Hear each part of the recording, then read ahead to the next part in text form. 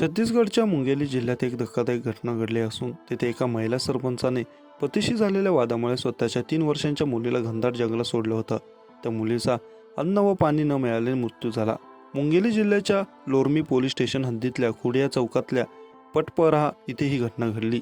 महिला सरपंच संगीता पंद्रम यांचा पती शिवराम पंद्रम यांच्याशी 6 मे रोजी काही कारणावरून वाद झाला होता. घरगुती वादानंतर रागाने संगीता यांची 3 वर्षांची मुलगी अनुष्का आणि 1 वर्षाच्या मुलाला घेऊन माहेरी जाण्यासाठी निघाल्या.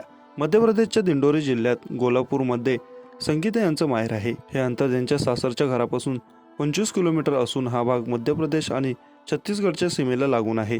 याबाबत पोलीस अधिकारी माधुरी धिराई यांनी सांगितलं की 2 मुलांसह माहेरी गेलेली महिला सरपंच रात्रीच्या वेळी तिच्या मुलीला गावापासून सुमारे 5 किलोमीटर अंतरावर असलेल्या मैलू टेकडीच्या माथ्यावर सोडून परतली. महिलेने हा प्रकार तिच्या सासरी शेजारी राहणाऱ्या लोकांना सांगितला. त्यानंतर शेजाऱ्यांनी शिवराम यांना याबाबत माहिती दिली.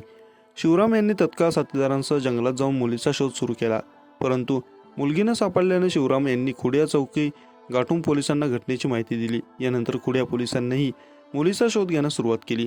मुलगी हरवल्याची नोंद घेऊन पोलिसांनी तिचा शोध घेण्यासाठी विविध पथकं तैनात केली.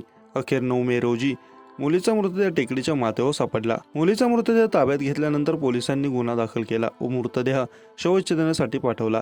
शवविच्छेदन अहवालामध्ये मुलीच्या शरीरावर वन्य प्राण्यांनी हल्ला केल्याच्या कोणत्याही खुणा आढळल्या नाहीत. त्यामुळे बालिकेचा मृत्यू हा अन्न व पाणी न मिळाल्याने झाल्याचं समोर आलं आहे. दरम्यान या घटनेने संपूर्ण मुंगेली जिल्हा हादरला आहे. पतीशी वाद झाल्यामुळे महिला सरपंचाने मुलीला जंगलात सोडलं होतं. त्यामुळे पती पत्नीच्या वादात निष्पाप मुलीचा बळी गेल्याची चर्चा परिसरात सुरू आहे.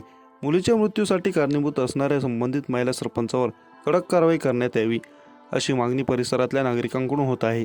पोलीस या प्रकरणाचा अधिक तपास करत आहेत.